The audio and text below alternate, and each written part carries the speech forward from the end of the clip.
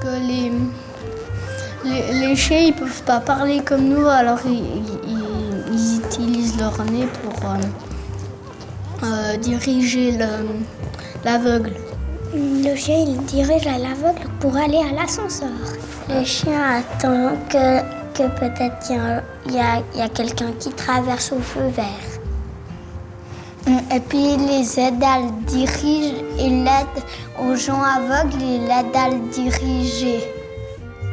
C'est des chiens qui les protègent. Le maître il va tenir la laisse et puis il va se laisser tirer par le chien.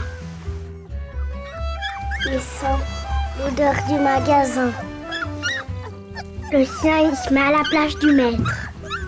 Il se met à côté pour voir s'il va pas contre un mur. Pour aussi aller dans le bon magasin, aller aussi aux toilettes, aussi pour leur faire peindre les murs. Des fois aussi, il les aide à y aller dans le train, dans un taxi. Un chien aveugle, c'est un chien qui aide les aveugles.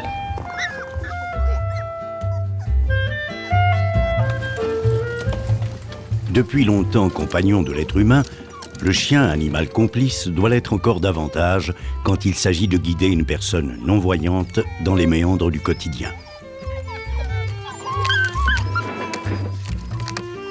Une célèbre marque de disques, du temps où ceux-ci étaient encore de noires galettes gravées de sillons, portait en effigie un chien posté devant un phonographe. Cette marque, aujourd'hui disparue, se nommait « La voix de son maître ». On peut dire que le chien guide d'aveugle doit, lui, remplacer les yeux de son maître.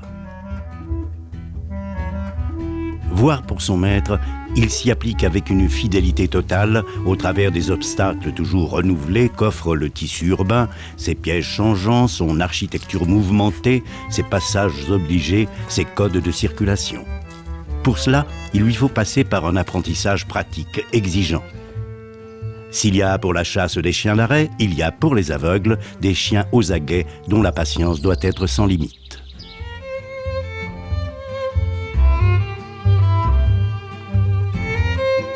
Le petit labrador est pareil à l'enfant. Sa vie commence par le jeu, l'étonnement, l'émerveillement. S'il joue comme un chien fou, c'est qu'il ne connaît pas encore, comme l'enfant, les règles qui devront faire de lui un adulte responsable. C'est la règle du jeu qui ne devrait pas l'empêcher, il faut l'espérer, de garder malgré tout l'esprit joueur quand il peut.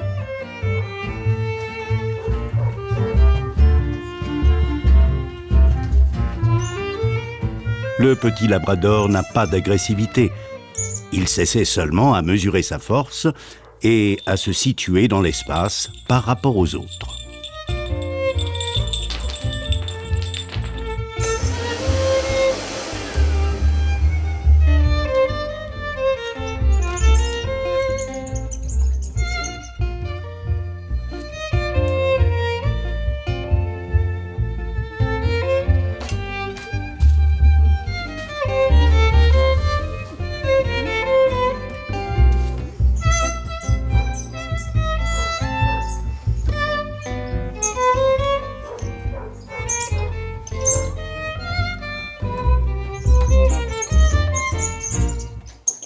Devenir un chien guide d'aveugle est une longue et passionnante aventure, faite de tout un enchaînement d'événements.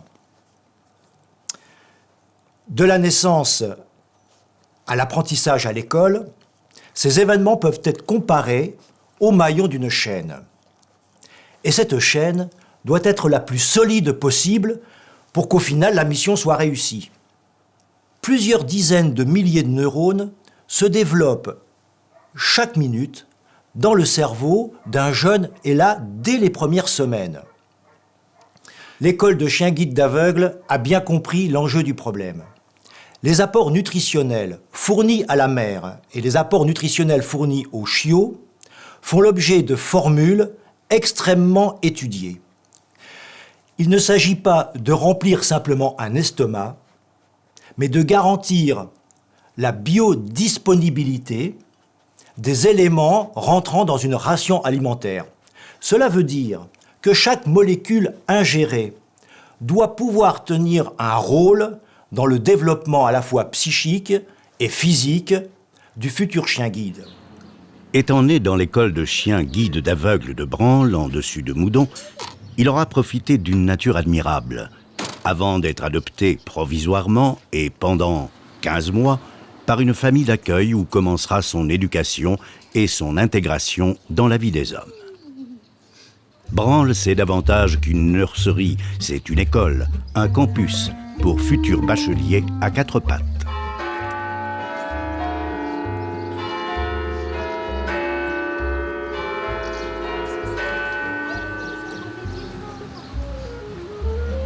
Comme pour tout écolier, comme pour tout étudiant, la première faculté qu'il faut posséder est celle d'apprendre. Apprendre encore et toujours avant toute récompense.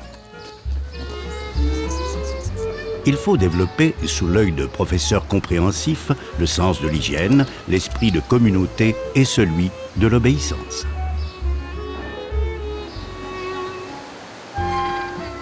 Adopter temporairement un futur chien guide, un de ces petits labradors fripons et craquants, implique non seulement de l'amour, une affection de tous les instants, mais aussi, mais encore, on y revient, des règles, une discipline acceptée par tous les membres de son entourage, enfants et adultes. Il est évident que la famille qui accueille et protège un de ces petits écoliers à fourrure doit obtenir de son propriétaire, s'il est locataire évidemment, l'autorisation de l'héberger. Qu'elle ne doit pas être en possession d'un autre chien. Enfin, qu'un adulte responsable devra toujours se trouver à domicile, car on ne devrait laisser ni enfants ni chiens livrés à eux-mêmes. Il faut aussi apprendre une vie de chien, surtout quand il devient guide d'aveugle, tout comme on apprend une vie d'homme. Et il y aura des tentations, des erreurs de parcours. Il faudra se remettre dans le droit chemin.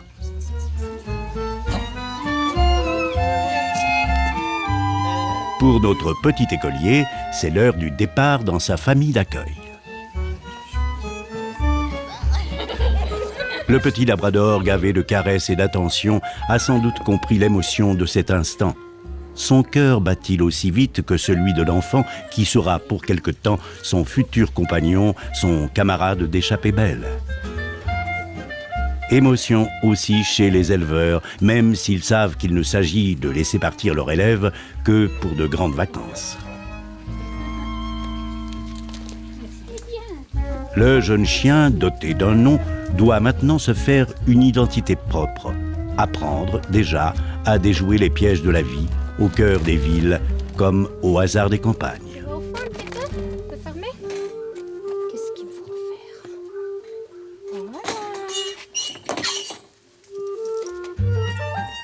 C'est aussi bien pour l'hygiène dentaire, parce que ça enlève aussi le tartre en même temps, et ça fait s'occuper. Donc un petit peu aussi. Et il faut le sortir à peu près toutes les heures et demie la journée. S'il a mangé, on sort tout de suite. S'il se réveille, on sort tout de suite. Maintenant, pour le passage des frontières, ils ont besoin d'un passeport. C'est la même dimension, mais c'est rouge, à croix blanche, c'est vraiment un passeport en Suisse. Et puis, il faut savoir vraiment avec le chien, il vit dans le présent. Il associe ce que vous faites avec ce qu'il est en train de faire à la seconde main. Des fois, on sort et puis il ne fait pas. Et puis il ne fait pas. Et maintenant, il se trouve à la maison, il est bien, il n'y a pas de stress et il se lâche. Et moins il fait dedans, plus il va vite comprendre d'aller dehors. Après, c'est aussi bien d'introduire assez rapidement ce mot qu'on utilise, ce stacca.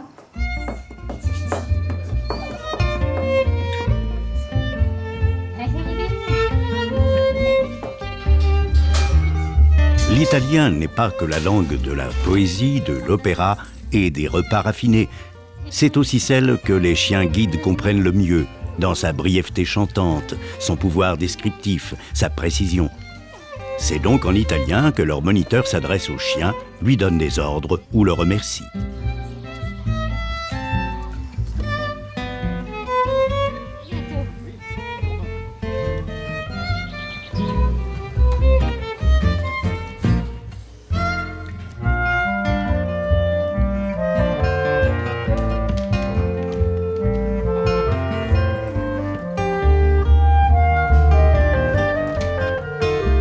Chaque école pour chiens guide d'aveugles forme son propre personnel selon des critères exigeants, reconnus par l'Office fédéral de l'assurance sociale et conformes aux standards internationaux.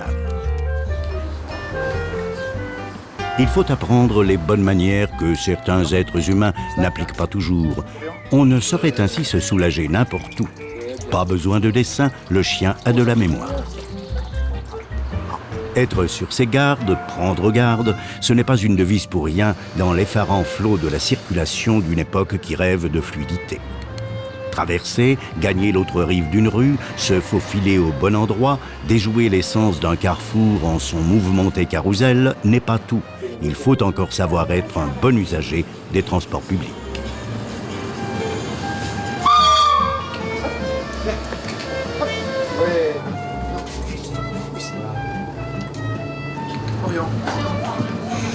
Une des plus belles qualités du labrador, dont l'homme devrait s'inspirer, c'est celle de la patience.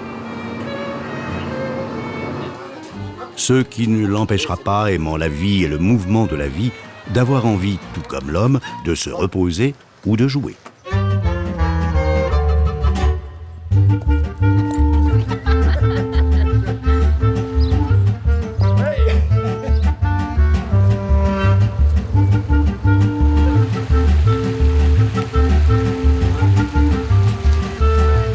Autre plaisir dont ne saurait se lasser ni l'homme ni l'animal, celui de la baignade.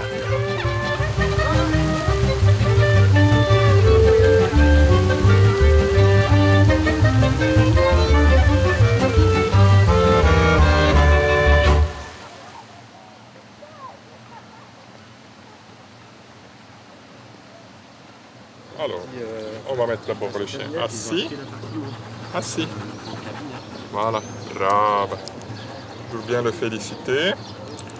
On lui enfile le harnais, comme un gros collier. On sort la laisse. On demande au chien de se mettre debout. Bien. Bien, debout. Voilà. Et après, on peut clipper ça sous le ventre. On a le harnais le long du bras. La laisse dans la main droite. On demande au chien de partir. Bye. Voilà. Bravo. L'indépendance de l'être humain est une nécessité première, qu'il soit voyant ou non-voyant. Pour cela, le non-voyant a besoin d'un guide. Ce chien guide qui, plus qu'un compagnon, deviendra un ami. Mais ce compagnon, cet ami, doit être apprivoisé, doit être éduqué, afin qu'il puisse un jour remplacer avec le maximum d'efficacité les yeux de son maître.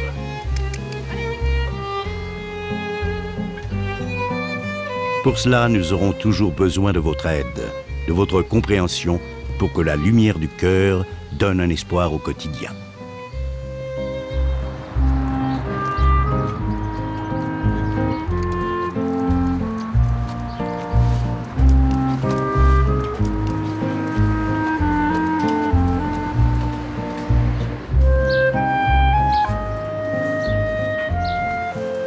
Apprendre, c'est comprendre. Il faut toujours apprendre, qu'on soit en laisse ou sous le harnais.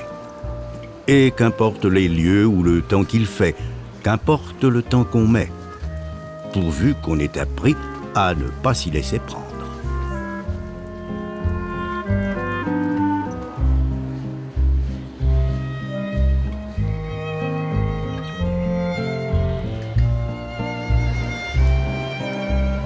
Mais les chiens guides d'aveugles ne peuvent résoudre tous les problèmes. Souvenons-nous qu'ils ne parlent pas notre langue et qu'ils ne reconnaissent pas la couleur des feux de circulation.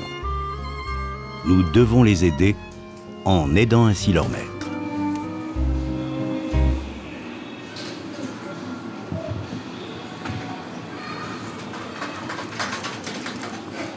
Si les non-voyants mènent une vie toute pareille à la nôtre, comment se rendraient-ils sans leurs chiens à la poste, à la pharmacie, dans les centres commerciaux, les gares, les bateaux, les restaurants, voire les théâtres et même les tribunaux?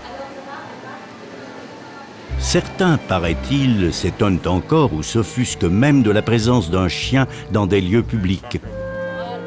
Un chien d'aveugle, indispensable guide, devrait pourtant leur ouvrir les yeux sur les difficultés sans cesse renouvelées que doivent affronter ceux qui habitent le monde de la cécité.